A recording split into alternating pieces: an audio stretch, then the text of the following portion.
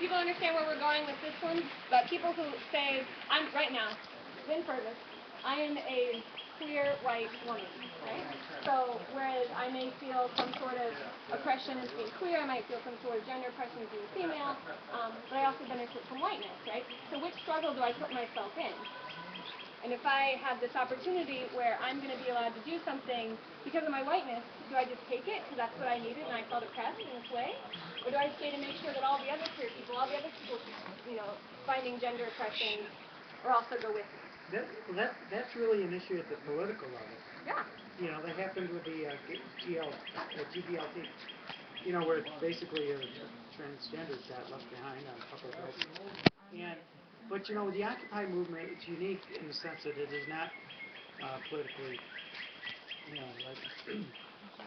centered. It is about changing policy, but we can be all inclusive. And I was thinking about that last night. I don't want to get off topic, but about the women's issues. There's such a broad range of things that are wrong that the Occupy can coalesce all. It can. And for instance, right? What is one of the major issues that Occupy is fighting? Foreclosure, right? Right. Now, what type of foreclosures are we going to be fighting? And how are we taking on the banks, right? Are we taking on all of the way that banks have screwed people over? Are we looking at how banks have historically done redlining, where they prevent areas where African Americans can even get loans? Are we fighting against subprime mortgages, which were targeted at African Americans, right? Or are we just being like, oh, well now if they're going to pass this one bill that's going to stop the foreclosure fraud, then we won, right? And we're leaving behind all those other people who have those other issues with the bank. You can't stop it, though. You have to continue on. Right. For me, it's like I have this hope that it's going to become more global in consciousness or whatever. Yeah, people stand up, your voice carries better. And if people want to get closer, we're going to break out. So the Occupy movement in the United States is largely national in focus, and foreclosures is really a national focus. And it just strikes me as being I think it's kind of a mistake strategy-wise, long-term, for us to think that there's some way of winning a measure of local justice and accountability or whatever without it being a global thing, because the problem is global.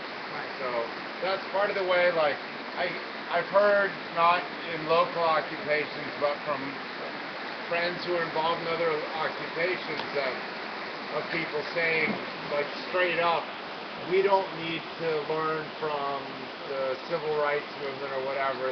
Everything is different now. We're making this up as we go along. We're the revolution. Yeah, we're the revolution. Okay, I'm going to get to the last one real quick so then we can break out.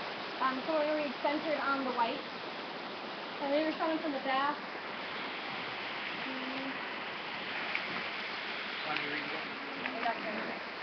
Centered on the white, reinforced by de-racialized politics, the dynamic of white activists ignoring and misunderstanding the existence coming from communities of color. 500 plus years of liberation struggles on this continent have been led by people of color. In colonization runs through today. The idea of recruiting people of color into the movement is defined as white radical struggle more than historical and contemporary reality. And so recruiting people of color into the majority white organization is an attempt to diversify white social justice activists and focus on participating in anti-racist struggle. I would just like to say that, this is the Occupy movement is waking a lot of people up, something that minorities have known for a long time. Thank you. That white people haven't had no contact with police or whatever, and you think you're free. Once you leave your wallet at home some night and take a drive out at night at 3 o'clock in the morning, see what happens to you. Walking Tom Black. You'll have 3 or 4 of them on you.